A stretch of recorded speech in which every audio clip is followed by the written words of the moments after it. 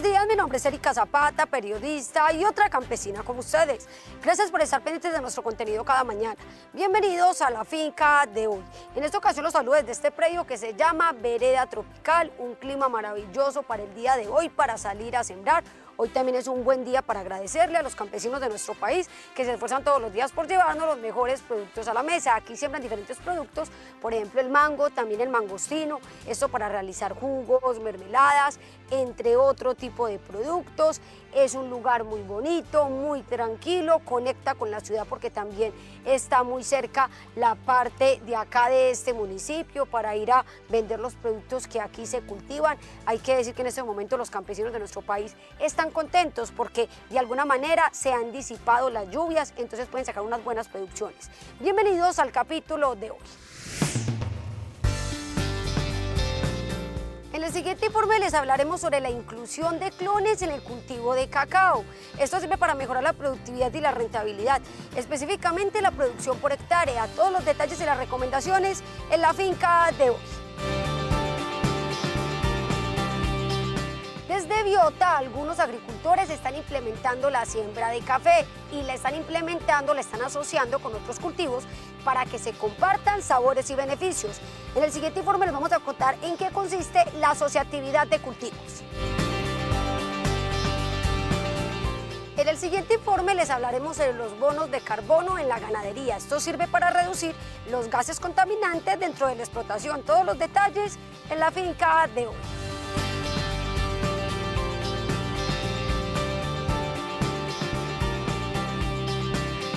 Información, experiencias e innovación. Acompáñenos en este recorrido agropecuario por Colombia.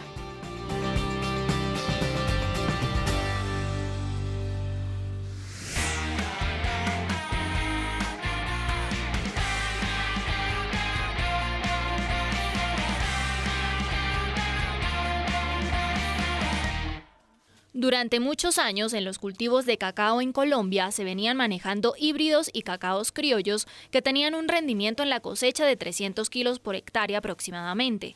Estos productores del municipio de Arboletes, Antioquia, decidieron tecnificarse y buscar la manera de producir más cantidad en el mismo espacio que manejaban.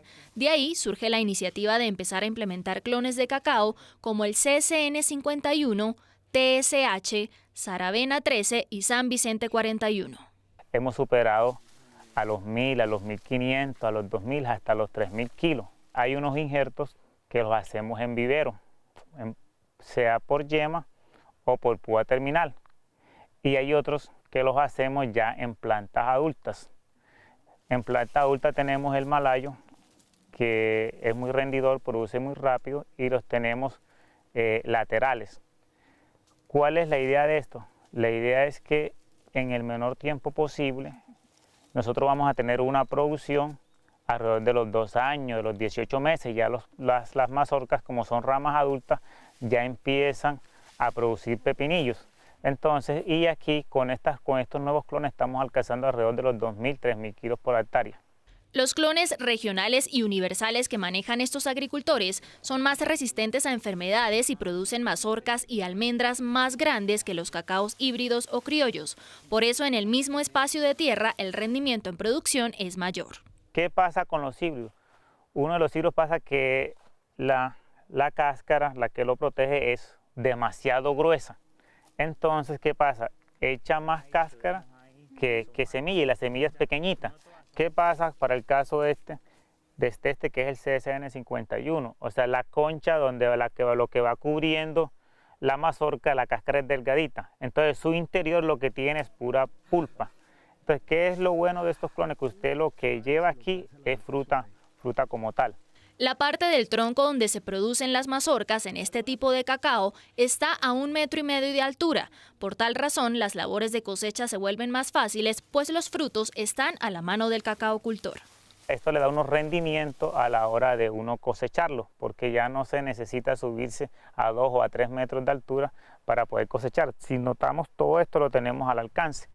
Para empezar a incluir clones en su cultivo de cacao, lo recomendable es que se asegure cuáles ya han funcionado en su zona y han tenido buen rendimiento. Para comenzar en su finca puede empezar con 200 o 250 plantas e ir mirando su comportamiento gradualmente. ir probando, porque es posible de que estos clones funcionen en otros sitios y acá no funcione por el tema del clima, por las precipitaciones, por el tema de la humedad o el tema de la altura. Entonces, estos clones aquí los estamos probando de cuál da rendimiento. De acuerdo al que uno vea que esté más adaptado, que tenga más rendimientos a nuestra zona, entonces ya nos vamos a quedar con esos clones. Con estos clones se manejan 3 podas. La poda de patronaje, después de haber hecho el injerto, al año se hace la deformación para darle arquitectura al árbol y a los 2 años la de sostenimiento. Es posible de que estos que les mencioné estén ahora, pero de aquí a 5 años pueden ver otros clones que van a ser mucho más productivos, que van a tener de pronto unos frutos más grandes o que van a tener pepas más grandes. Ha ido avanzando mucho. ¿Cuál es la idea? La idea es ir nosotros también, ir tecnificándonos en este proceso. Y ya sabiendo que nosotros necesitamos mucho cacao para consumir aquí en Colombia, porque en Colombia estamos moliendo alrededor de 50.000 toneladas y solamente no tenemos, lo que exportamos es alrededor de 10.000. Entonces, ¿qué queremos nosotros? Pues como que abastecer el mercado y producir más en la misma cantidad de tierra. La idea sería cómo produzco más en lo que ya tenemos. Para apuntarle a los mercados nacionales e internacionales, los árboles de cacao que se manejan en estas hectáreas son clones mejorados genéticamente, buscando ofrecer mayor calidad en lo relacionado con el sabor y el aroma del grano.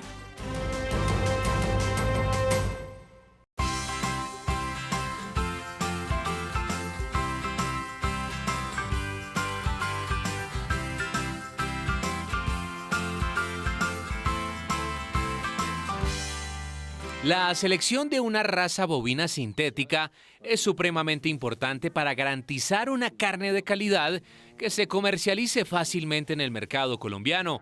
Daniel Osorio, ganadero propietario de la finca La Serranía, ubicada en el municipio de San Pedro de los Milagros, en el departamento de Antioquia, nos explica cuáles son los parámetros que se deben tener en cuenta para realizar una selección correcta y no cometer errores en el proceso. La selección se hace para mejorar los rasgos en las ganaderías comerciales, que esto justamente tenemos animales con enfoque de show, de pista, pero nuestro interés es entregar animales más productivos a las ganaderías comerciales, que se traduzcan en más kilogramos y más terneros por vaca al año. La selección se divide en 2 partes, datos objetivos y datos subjetivos. Estos últimos están relacionados con la evaluación lineal, es decir, las condiciones que un ganadero aprecia en un animal guiado por su fenotipo. Cuanto al subjetivo, ya es donde entra el criador a buscar el fenotipo. Por ejemplo, mi ganadería se caracteriza justamente por buscar animales con la mayor capacidad cárnica. Busco mucho selección en conformación en cuanto a el tren posterior de los animales. Entonces, en un Brangus podemos tener una musculatura de Angus. Entonces, justamente buscando también adaptación al medio, animales con pelo corto y con periodos cortos de crecimiento. En las razas sintéticas como la Brangus, que se caracteriza por ser materna y muy fértil, se buscan hembras que produzcan altos picos de leche para entregar terneros pesados. Además, que tengan la facilidad de quedar preñadas de nuevo. Yo prefiero tener un peso entre 190 y 220 kilos al destete, pero que el animal esté preñado. Las vacas de la ganadería justamente pues hacemos un programa de biotecnología, se aspira mucho, pero también tratamos de que nos entreguen un ternero al año. A los 18 meses evaluamos el peso final del animal y tomamos la circunferencia escrotal, esto en datos. Desde el día 1 se pesa el animal buscando facilidad de parto. Al destete buscar justamente pesos superiores a la media, porque estamos produciendo genética que va a trabajar después en el trópico bajo, en estos criadores que van a multiplicar la raza en sus ganaderías comerciales. Por su parte, los parámetros objetivos son datos y cifras que traducen el rendimiento del animal. Estos son más confiables a la hora de hacer una selección debido a que son científicamente comprobados. Hay que tomar en cuenta varios aspectos. Hay que ir los datos objetivos, que son los valores, lo que nos da en los números en cuanto a pesos o información, en cuanto a los pedigrís, también la genotipificación en cuanto a ADN y también los datos de DEPS. Tomaron muy en cuenta el tema de calidad de carne, entonces ahí es donde entra un dato objetivo que eran las mediciones de ultrasonido para justamente satisfacer una demanda de la industria de carne. Luego se empezó con el modelo estadístico, que son los DEPS, que son las herramientas que tienen los ganaderos para predecir el valor que van a entregar estos reproductores. La selección correcta pretende entregar consistencia genética a una ganadería. Esto se traduce en que la línea generacional de abuela, hijos y nietos siempre van a superar productivamente a la generación pasada, sin desmeritar sus parentales. Esta herramienta tiene como fin entregar un individuo superior en cada generación.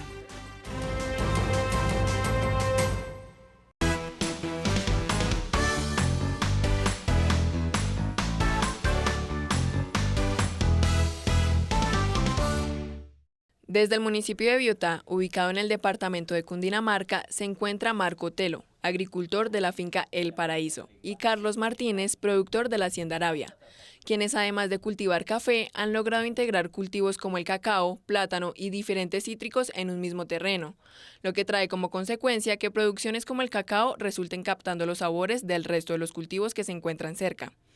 Gracias a esto, han tenido la oportunidad de participar en eventos de talla internacional, como lo es el Salón de Chocolate de París, en donde se reúnen cacaocultores de todo el mundo para comercializar sus productos. Desde su experiencia, nuestros entrevistados nos cuentan qué beneficios han visto y cómo mantener estos resultados para que las fincas funcionen como empresas y se logre aprovechar el tiempo improductivo del café. Por los precios, la familia ya no puede vivir solamente del café.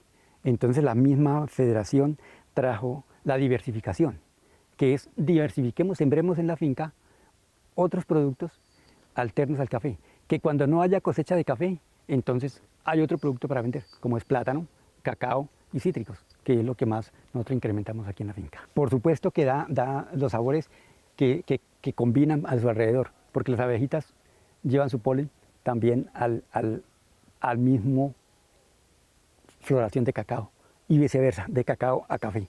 Entonces sale combinado los sabores.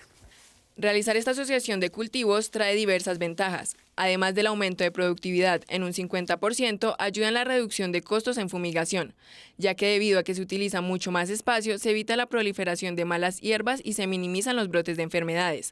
Asimismo, a la hora de realizar la fertilización, se reduce el tiempo de aplicación. El hecho de tener cultivos combinados permite que el forraje que se va generando de un cultivo al otro mejore la nutrición a nivel del suelo, entonces puede eventualmente disminuir. De momento no, porque los cultivos están apenas en etapa introductoria, pero eventualmente van a disminuir los costos que se tienen en cuanto a temas de fertilización. Yo hago una limpia, estoy limpiando todo mi cultivo, porque está dentro de la misma área cultivada de café. Entonces, no solamente estoy fertilizando café, sino de una vez estoy fertilizando los cultivos alternos que hay con el café. Para implementar este tipo de cultivos en las fincas es necesario pedir la guía y asesoría de un técnico agropecuario en la transformación del terreno, para que no se vea afectada la producción del lugar, y que de esta manera el agricultor esté seguro de lo que se puede sembrar y cómo hacerlo, ya que cada cultivo necesita de un cuidado especial que le permita adaptarse de manera adecuada, logrando un rendimiento alto. Pues sí han habido transformaciones en el territorio, ha tenido que descapotarse un poquito.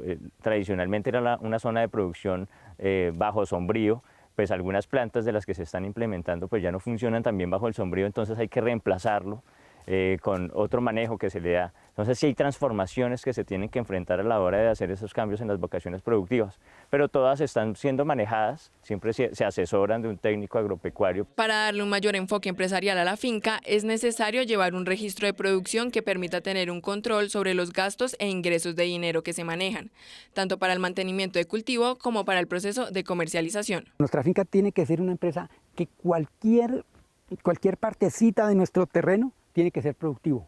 Entonces tiene que ser aguacate, o tiene que ser plátano, o tiene que ser cacao, es decir, en la zona cafetera. Y eso nos ayuda a nosotros a tener dinero todos los días. Todos los días nosotros tenemos que hacerle recorrido a la finca y apuntar. ¿Qué fue lo que hice hoy? ¿Qué le invertí hoy? Y lo vamos apuntando. Versus producción. Entonces todo tenemos nuestros gastos, porque a veces también gastamos en cosas innecesarias. Entonces, cuando nosotros apuntamos todo, controlamos nuestra producción también y controlamos nuestros ingresos. Integrar diferentes cultivos que se beneficien entre sí y logren un mayor rendimiento garantiza que se presenten diferentes cosechas durante todo el año, lo que permitirá a los pequeños agricultores mejorar sus ganancias y competir en el mercado nacional e internacional con gran variedad de productos. La trivia del campo. Conviértete en un experto con la finca de hoy. Pregunta: de los siguientes animales, ¿cuál tiene un menor tiempo de lactancia? A. Búfala. B. Vaca. C. Cabra. Piénsalo bien y descubrirás la respuesta correcta.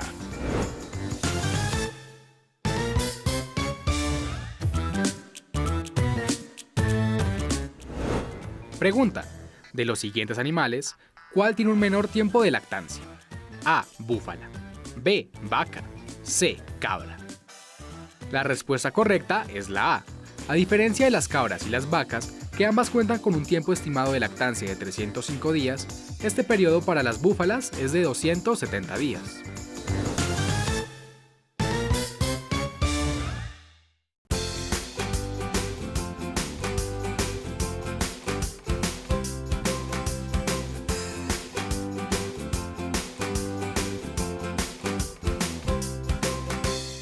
Ubicada en el extremo norte del Valle del Cauca, más exactamente en el municipio del Águila, la finca Santa Marta, con una extensión de 5 hectáreas, es el epicentro del proyecto piloto que desde la Cooperativa de Cafetaleros del Norte del Valle Café Norte busca descontaminar las aguas de los residuos que deja el beneficio del café.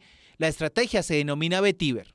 En la caficultura estamos muy volcados hacia lo sostenible, hacia lograr la certificación en los cafés especiales y ante nada hay que solucionar ese tema de agua. La contaminación por fuentes residuales del beneficio del café afecta principalmente la biodiversidad de las aguas, todas las especies de la zona, también la salud de los seres humanos, porque pues por lo general la zona cafetera tiene aguas abajo, muchas fincas más. El argumento de los profesionales que adelantan el proyecto es que las aguas utilizadas en el procesamiento del café adquieren altos niveles de toxicidad debido a que se contaminan con materiales pesados específicos.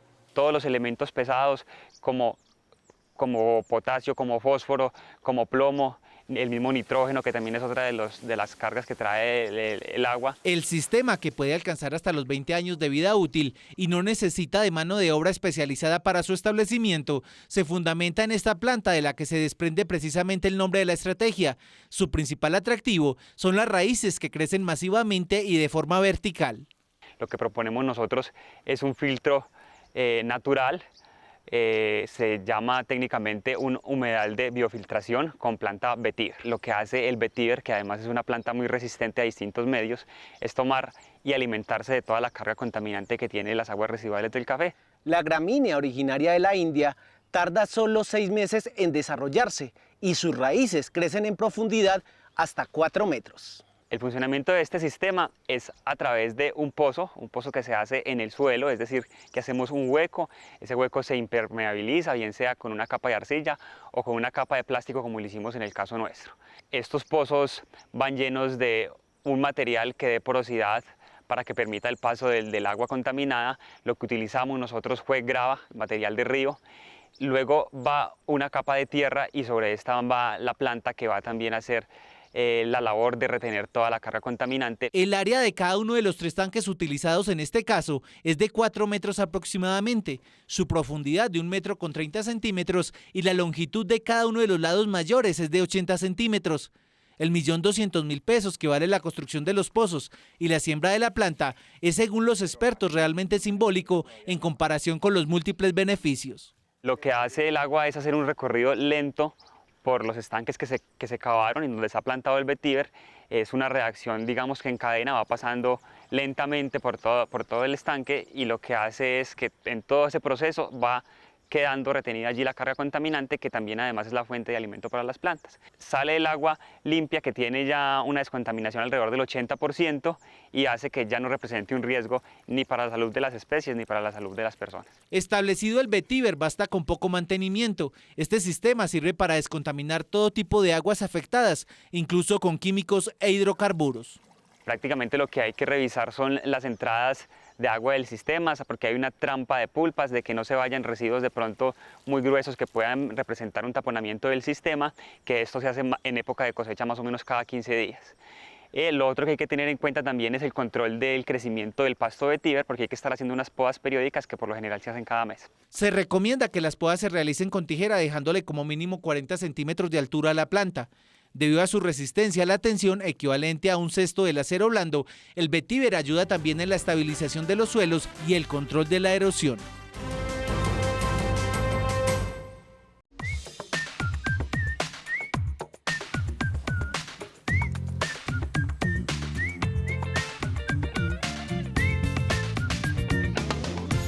La ganadería tiene el potencial de ser parte de la solución y no el problema en cuanto a la emisión de gases de efecto invernadero se refiere.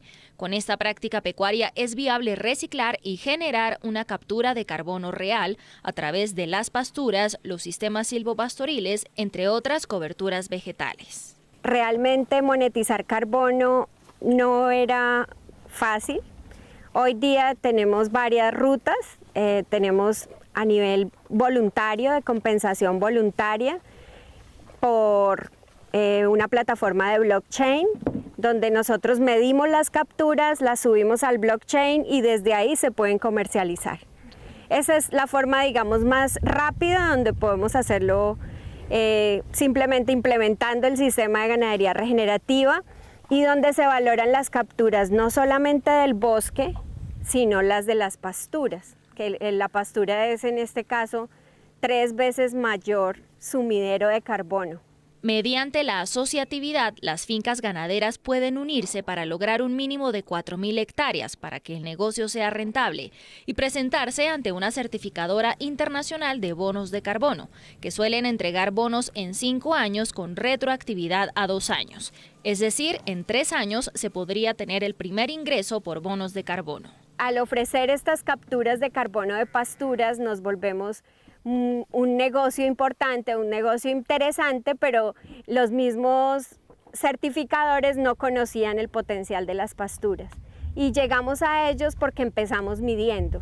Entonces ya teníamos mediciones en suelo, que nos los había hecho la Universidad Nacional con sede en Antioquia. Teníamos unas mediciones que nos había hecho el CIAT en otro predio.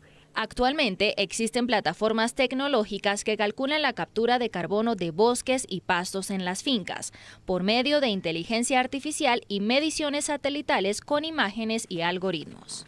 Es un modelo que ya es real, que sí se puede, y 1 tonelada de carbono equivale a un crédito de carbono, y ese crédito de carbono tiene un valor a nivel internacional, hoy está entre 8 y 10 euros.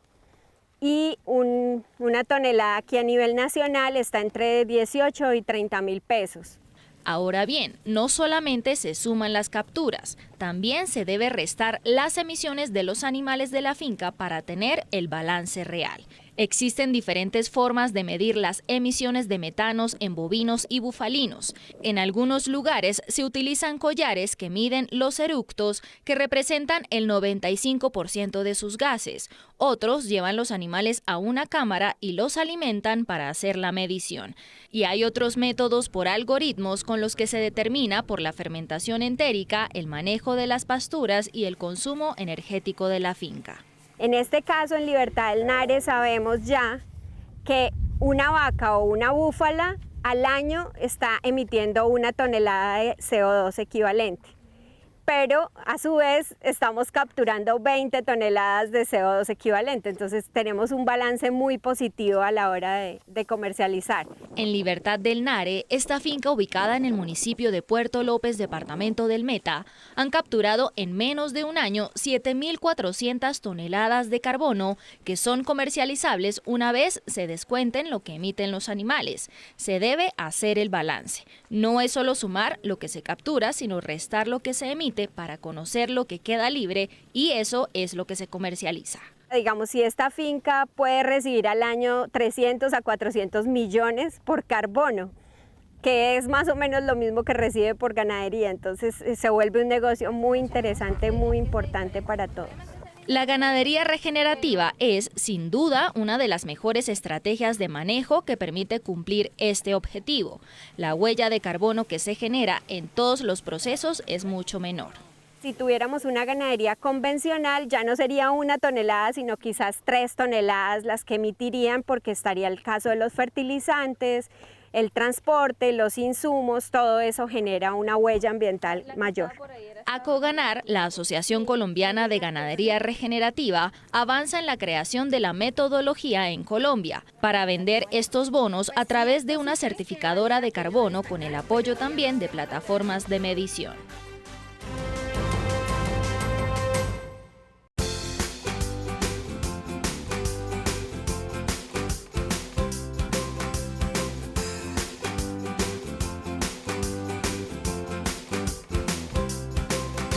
La aspiración folicular en bovinos es una técnica que consiste en recolectar los ovocitos de los folículos en ovarios de hembras vivas a través de la aspiración guiada por una ecografía en la vía vaginal.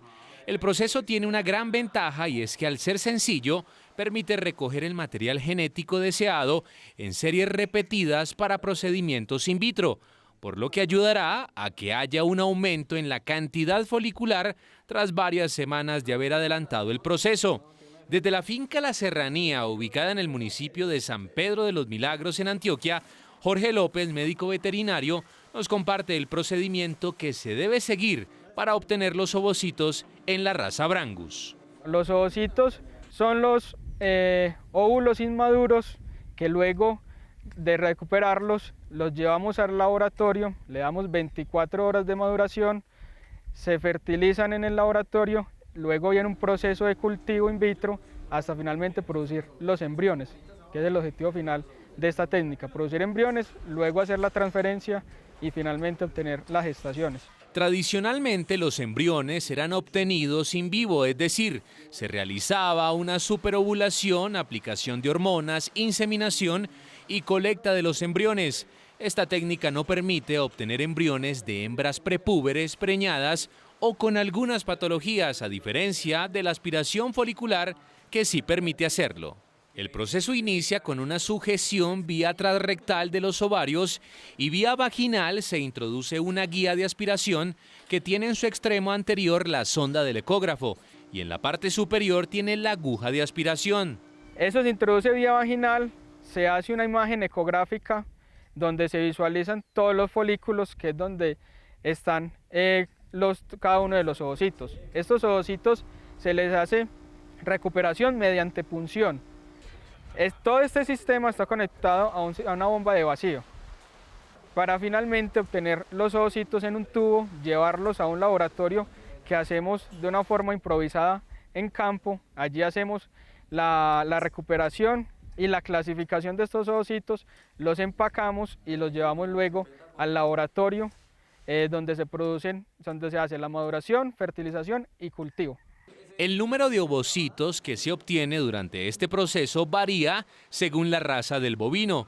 Cada especie tiene características diferentes, unas producen más que otras. La cantidad de ovocitos que se recuperan va a variar mucho entre subespecies.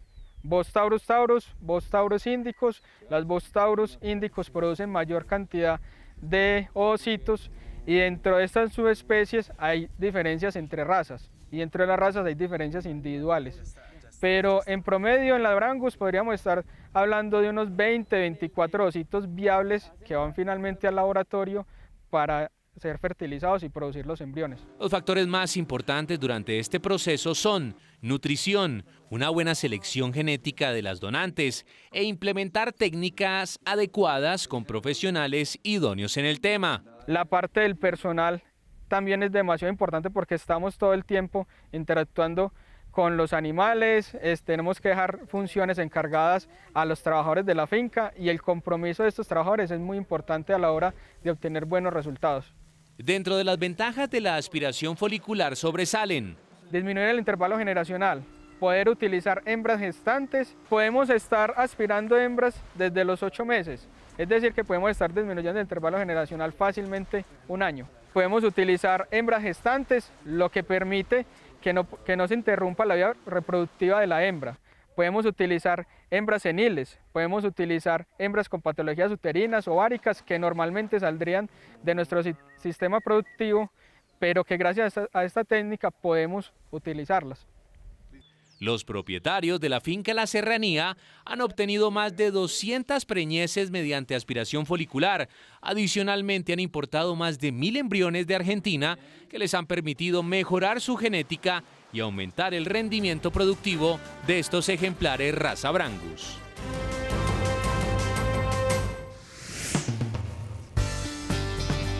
Al regreso,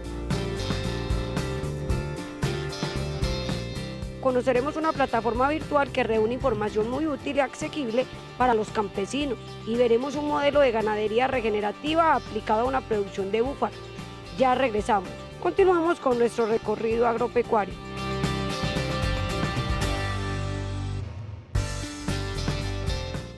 En el siguiente informe les hablaremos sobre una plataforma digital del Gobierno Nacional que sirve para educar o para informarle a los campesinos de nuestro país sobre las características físicas, químicas, climáticas de cada territorio y así saber cuál es el producto que da mejor en ese lugar, que es más productivo y rentable. Todos los detalles en instantes. Ya les contaremos la historia de un productor en el departamento de Antioquia quien está implementando el mejoramiento genético en su raza Brangus. ¿Qué beneficios está obteniendo y por qué lo recomiendan otras explotaciones? Ya se los contamos. Ya les hablaremos en el siguiente informe sobre la ganadería regenerativa, no en los bovinos, sino en los bufalinos. Esto trae una serie de beneficios, por ejemplo, como la rusticidad y la adaptabilidad. Continuamos con este recorrido agropecuario por Colombia.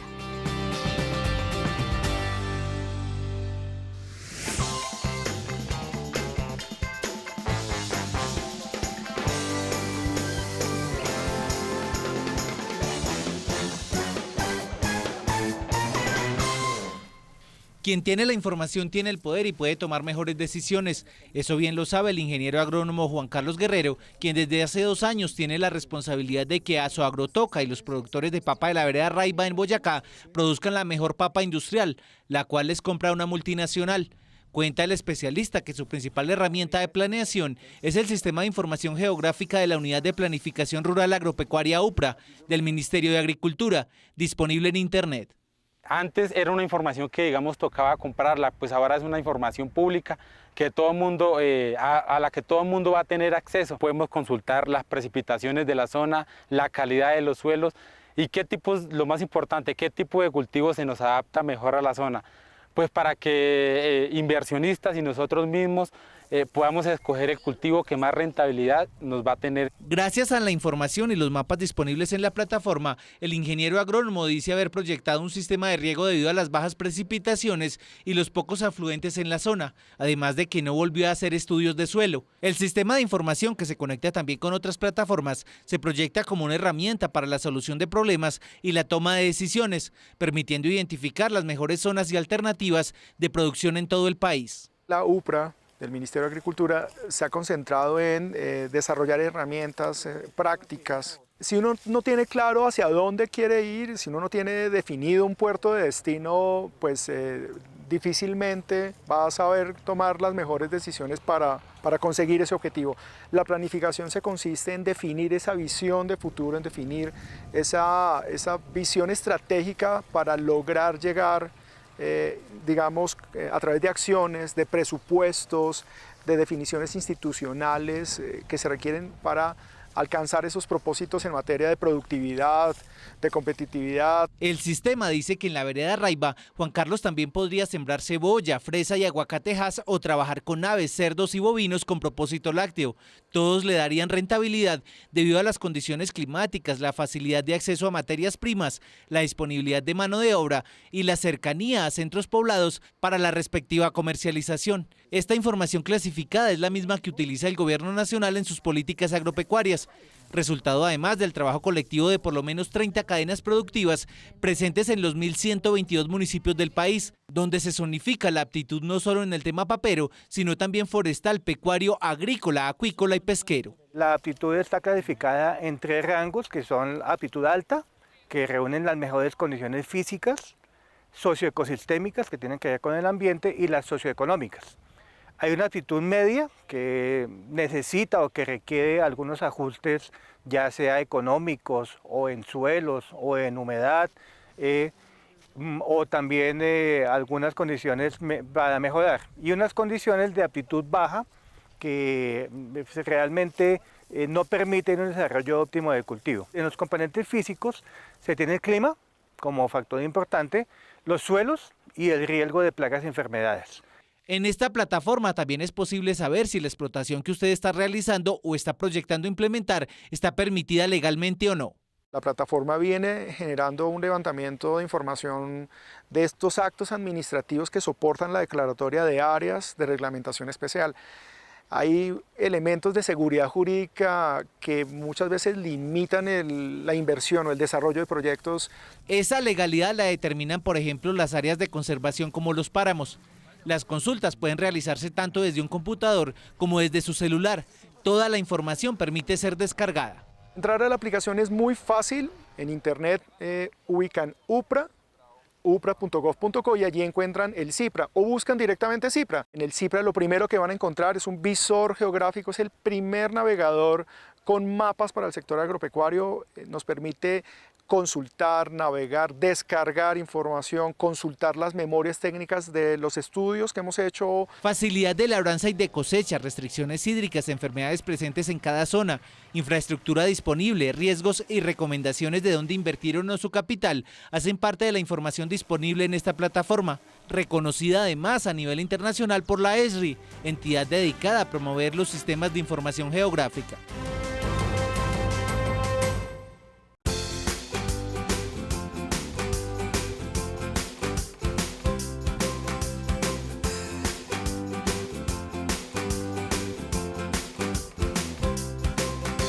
La importación seleccionada es una de las estrategias que han implementado ganaderos del departamento de Antioquia para mejorar las condiciones genéticas de sus animales.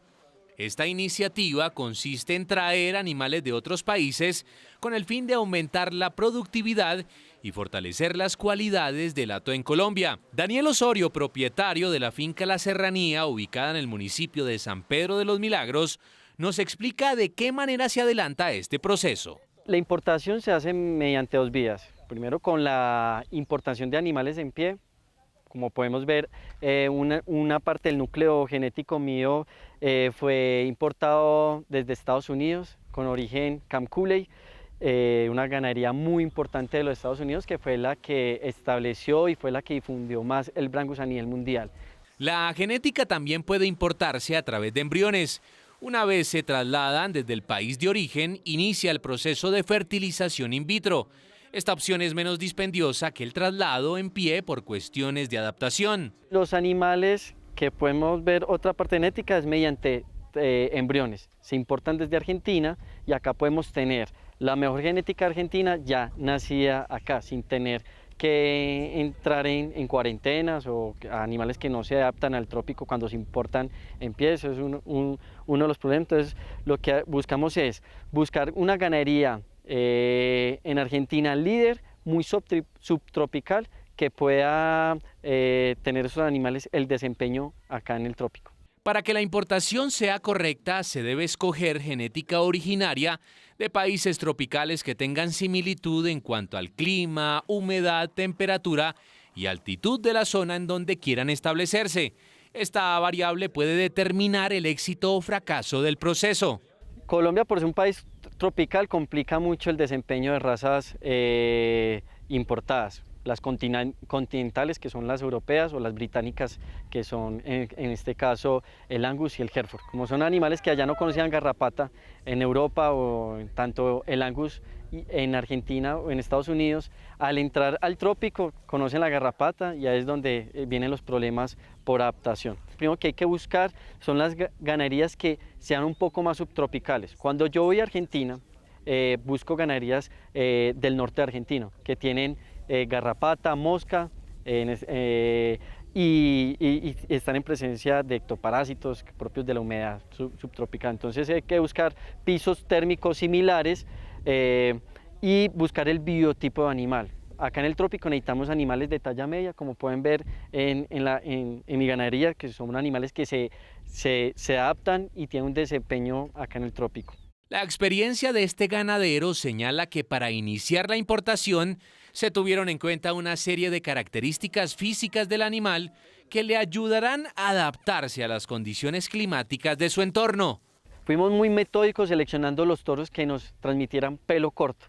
Si no hubiéramos tenido ese factor indispensable, estos animales hubieran perdido desempeño termorregulantes. Del calor, porque es el mecanismo que el animal tiene para disipar calor y justamente que la garrapata tampoco pueda estar más en el animal. Con la implementación de esta estrategia, sin duda se está transformando la ganadería del país al traer genética élite seleccionada que mejora las condiciones de los animales criados en la zona andina. Muchas veces acá en Colombia se nos dificulta hacer programas masivos de mejoramiento genético porque tenemos muchas veces una carencia en animales élite, o sea, habiendo muy buenos animales acá en el país. Pues podemos ver acá la base que se importó de Estados Unidos hace más de 20 años, pero nos ayuda justamente a introducir toros que normalmente no podrían venir por temas de limitantes sanitarias. En la finca La Serranía ya cuentan con más de 600 animales nacidos por transferencia de embriones y decenas de toros en servicio. Con la implementación de esta iniciativa, nuestro entrevistado ha aumentado la productividad en más de un 100%.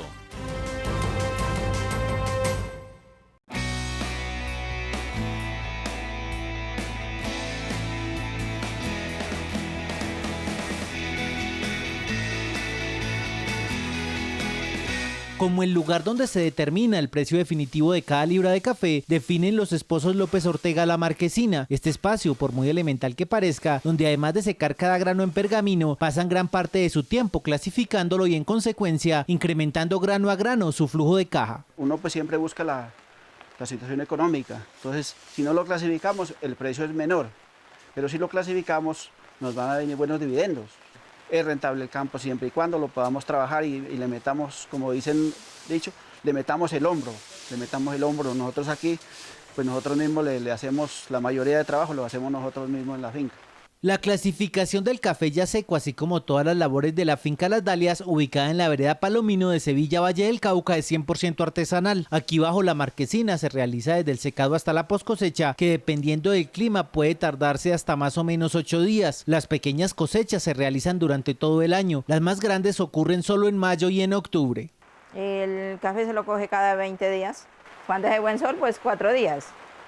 Pero cuando no hace sol así como hoy, se demora harto, 8 días o hasta más. Toda la clasificación es manual. Para limpiar un bulto, entonces echa uno un día para que quede bien. Si uno lo echa con toda esa basura, pierde precio. Cada bulto de 60 kilos de calidad superior, es decir, ya clasificado, es pagado en aproximadamente 1.224.000 pesos, mientras que mezclado sin clasificar en solo 1.126.440 pesos. Pues la carga de café está a 2.440.000 en este momento. El café bueno como este, que es de excelente calidad. Pero si lo sacamos ya de mala calidad, puede estar en 2.200.000, 2.300.000 más o menos. Se pierde mucha plata, se pierde plata directamente. Adicionalmente, y luego de la clasificación, los esposos López Ortega sacan otras 2 variedades de ese mismo café, es decir, que del mismo café cosechado están vendiendo 3 presentaciones diferentes de café pergamino. Se le quita lo que es el que tiene cáscara, y la broca y el punto de broca. Que el punto de broca, pongamos, es este. Donde este café nos queda un factor 88. Este es el de mayor precio. Ahorita último que yo vendía 20.400 el kilo de ese bueno. A las otras 2 calidades, aparte de la suprema, las cuales son el resultante de lo que descarta del café de primera, las clasifica en repela y en pasilla. La repela puede estar alcanzando hasta un precio de 4.000 pesos por libra y la pasilla de hasta 3.200. Esta repela por arrobas, eso la pueden estar pagando a 90, 100.000 pesos. Y lo que es la pasilla, ya sí es menor precio, a 70, 80.000 pesos la arroba de esta pasilla. El método de incrementar la rentabilidad en la finca Las Dalias cubre todas las aristas del negocio, acudiendo incluso a trucos como disminuir la fertilización química y hasta dar apertura a los visitantes al predio. Le echamos lo que es un abono de unos curices que tenemos aquí y lo que es la pulpa del café. Aquí la finca cuenta con una extensión de 10 hectáreas. Nosotros tenemos plátano y café. Es una finca que la tenemos proyectada turística. Tenemos habitaciones, pues para la gente que nos venga a visitar, mostrarles el modo de cultivar el café, el modo de cultivar el plátano. La pareja trabaja también con apicultura, peces, patos, gallinas, conejos, cerdos y cítricos como la naranja y el limón.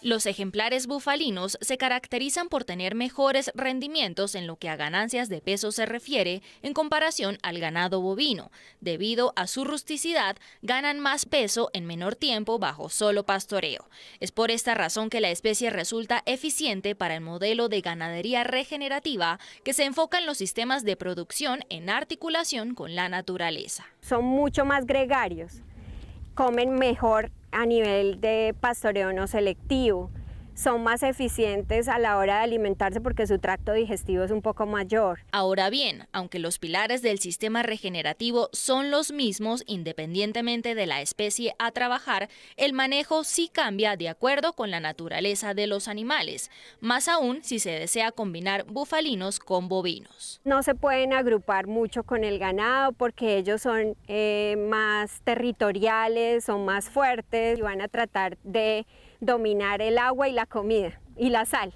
Entonces lo mejor es tenerlos en lotes separados. Manejamos el lote de cría y tenemos que estar haciendo una alta rotación de los butoros porque entre los butoros hay unas peleas muy fuertes y se dañan las cercas, se golpean muy duro. A nivel sanitario también es un poco diferente. Ellos de pronto no tienen tantos ataques de ectoparásitos, pero sí hay que controlarles garrapata, piojo, que no conocíamos. En el vacuno no existía el piojo y a ellas sí les da piojo, entonces hay que estar pendientes. El modelo de ganadería regenerativa se basa en respetar la biodiversidad del entorno y cuidar la fauna y flora para la conservación de los agroecosistemas, pero algunas especies de esa fauna silvestre resultan siendo depredadores para el mismo ganado. Los búfalos, por ejemplo, son animales que saben cómo defenderse mejor ante los ataques. Por ejemplo, en estas fincas donde tenemos ataque de puma, ataques a sus crías, ellas se defienden y no dejan, o sea, con el búfalo no hay problema. Los niveles de regeneración vegetal en la finca dependerán mayormente de los tiempos de descanso que se manejen con los potreros y del clima. Sin embargo, el pastoreo que realicen los animales, en este caso los búfalos, también influye en la tasa de crecimiento de las diferentes especies arbóreas y arbustivas, que al final resultan convirtiéndose en oferta forrajera. Son mucho más eficientes, menos selectivos, aprovechan todo y aportan mucho a la regeneración. El aporte es que al consumir a fondo y no dejar una especie sí y otra especie no, entonces le van a dar condiciones, las mismas condiciones a todas las plantas y entonces todas van a tener oportunidad de salir. El búfalo es un animal que no necesita de suplementos o pastos de alta calidad para sostenerse y producir eficientemente, por lo que se acopla con otro pilar importante del manejo regenerativo, como la disminución o eliminación de insumos como fertilizantes, herbicidas, concentrados comerciales y sostener una producción rentable que además sea amigable con el ambiente. Y aunque para nosotros termine ese capítulo, sabemos que para ustedes apenas inicia el día.